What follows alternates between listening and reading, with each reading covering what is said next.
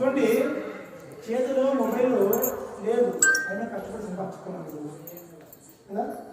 Mobile ఉన్నాడు లేదు, ఇది మొబైల్ వారం లేదు అనుకొని భయపడుతున్నాము, వారం వచ్చింది. మొబైల్ లేదు అనుకున్నాము, మొబైల్ వచ్చింది కదా. ఆస్పాస్ లేవు, అవి సంపాదించుకుంటున్నాము. అన్నపానీ లేవు, అవి సంపాదించుకుంటున్నాము. కానీ వాడుకోవాలా, ఎంత వాడుకోవాలా, దేనికోసం వాడుకోవాలా, ఎక్కడికంటే అక్కడికి మొబైల్. స్వామి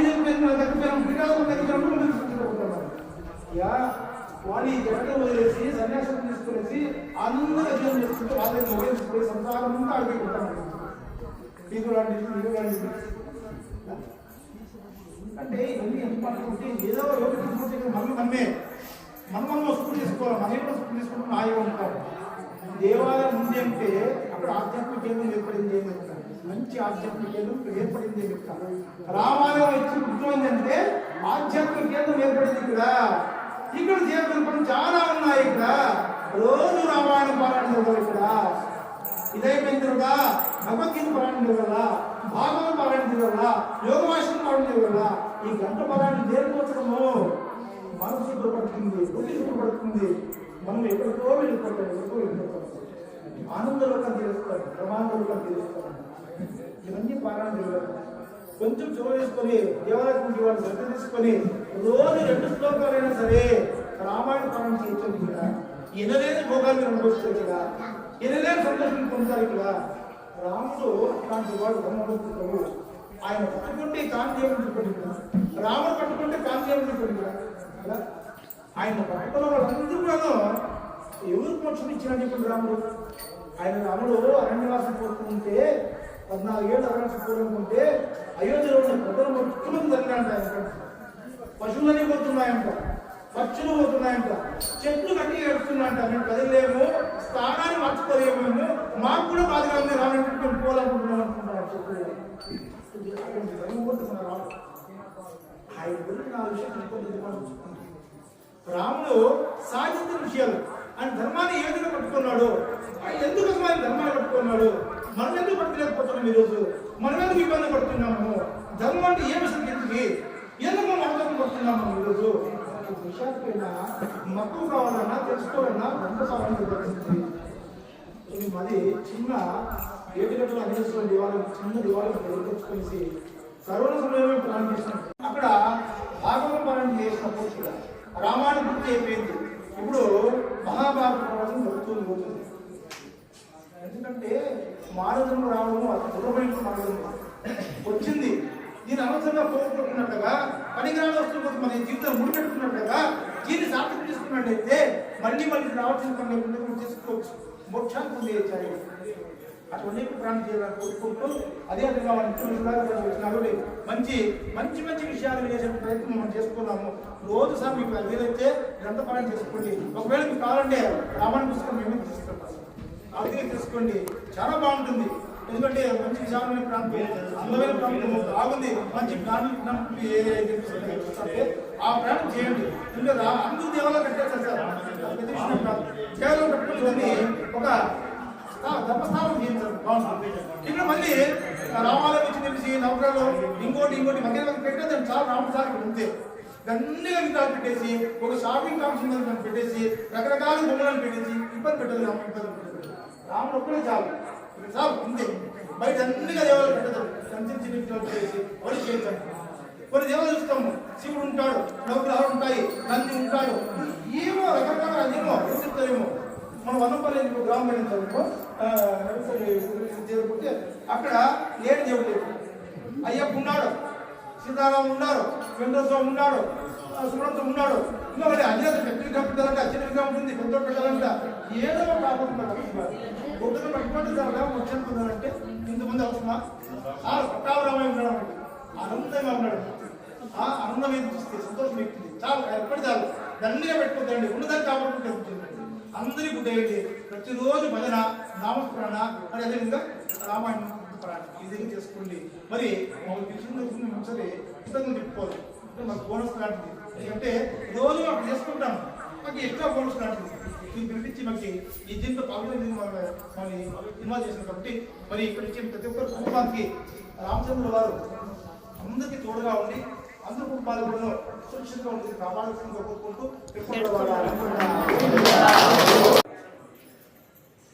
ఎందుకంటే మానవ జన్మలో భగవంతుడు జంతువులకు లేనటువంటి అవకాశాన్ని మనకి ఇచ్చినాడు. ఒక ఆవు గోవింద అనలేదు, ఒక కుక్క రామ అనలేదు, కానీ మనకి అనేటువంటి అవకాశం ఇచ్చింది. మనకు ఒక వివేకాన్ని ఇచ్చినాడు. ఏది మంచిది ఏది చెడు అనేటువంటిది తెలుసుకోవడానికి ఒక వివేకాన్ని ఇచ్చినాడు భగవంతుడు. మరి ఈరోజు మనం ఏం చేస్తున్నాం? ఎంతో మంది ఋషులు వాళ్ళు సమాధి స్థితులకు వెళ్ళి వాళ్ళు ఎన్నో ఏళ్లుగా ధ్యానం చేసి ఈ భూమండలానికి ఆధారమైనటువంటి భగవంతుని కనుక్కున్నారు. వాళ్ళు ఎన్ని సాధనలు చేస్తే తప్ప ఈ భగవంతుని కనుక్కోలేకుండా పోయినారు. భగవంతుని నుంచి స్వరాలు వినపడినాయి, అదే మంత్రాలు. అవి గుర్తుకు పెట్టుకొని మళ్ళీ రాసుకున్నారు. రాసేకి లేదు, ఫాస్ట్ గా వస్తా అది వేదం అంతా కూడా. ఆ వేదాలు చదవడానికి మనకెవరికి అధికారం లేదు, కానీ ఆ వేదమే రామాయణమై వచ్చింది. వేద వేద్యే పరే పుంచే, వేదమే రామాయణమై దశరథుని కుమారుని రూపంలో, రాముని రూపంలో, వేదమాత సీతాదేవి రూపంలో భూమిపై అవతరించింది. అది రాసినటువంటి వ్యక్తి ఎవరు చెప్పండి? రామాయణాన్ని ఎవరు రాశారు? వెరీ గుడ్, బాగుంది. జనరల్ నాలెడ్జ్ బాగుంది. మరా అని చెప్పేసి రామ అనేటువంటి ఆయన కూడా అనేటువంటి స్వరాన్ని పలకనటువంటి ఒక కవి అయి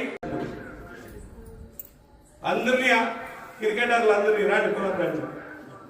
అహ్మదాబాద్ లో హనుమాన్ టెంపుల్ పిలిచిపోయినాడు. ఆయన పిలిచిపోయి ఆడ మొక్కొని వచ్చినారు. వచ్చిన తర్వాత ఏమైందో మీకే తెలుసు, చిత్తగొట్టేసినారు. అసలు న్యూజిలాండ్ అనేది వాళ్ళు కెప్టెన్ నిన్న చెప్పినాడు, మేము ప్రపంచంలో ఇంతవరకు ఇంత ఘోరంగా ఆడినటువంటి ఆట అయింది అని చెప్పారు.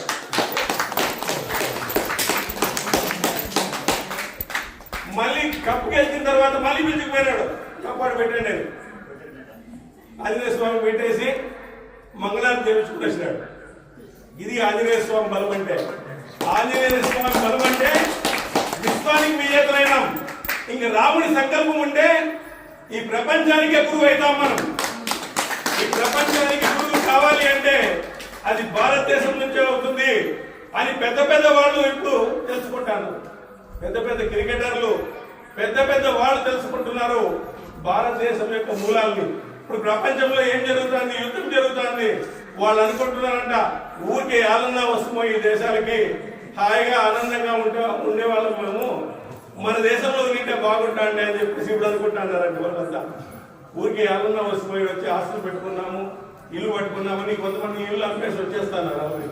మన ఇండియన్స్ అంతా వచ్చేస్తున్నారు. అందరూ ఈ దేశాలు వద్దు, ఈ సంస్కృతి వద్దు, ఏది వద్దు అని చెప్పేసి ఆ విధంగా అయిపోయినారు. అందువల్ల హిందూ సంస్కృతిని కాపాడాలి అంటే మీరే మహిళా మనులు చాలా తీసుకోవాలా, బాధ్యత తీసుకోవాలా. ఎందుకంటే మీ పిల్లవాళ్ళకి కట్టు బొట్టు సాంప్రదాయం చూపించాలా. కానీ ఏం చేస్తాం? దురదృష్టవశాత్తు ఏమైపోయినారు? మగవాళ్ళంతా డబ్బు సంపాదనకు పరిమితం అయిపోయినారు, ఆడవాళ్ళంతా సీరియల్కి పరిమితం అయిపోయినారు. ఆడవాళ్ళంతా సీరియల్స్ అడిక్ట్ అయిపోయినారు, మగవాళ్ళంతా సాయంత్రం వెంటనే డబ్బు సంపాదనకు వెళ్ళిపోతున్నారు. ఇంత దురదృష్టము మన దేశంలో వచ్చింది. ఈరోజు సీరియల్ నుంచి సీరియస్ గా చూడొద్దమ్మా, వాటిలో అవి యాక్ట్ చేసినవి తప్ప నిజమైనవి కావు.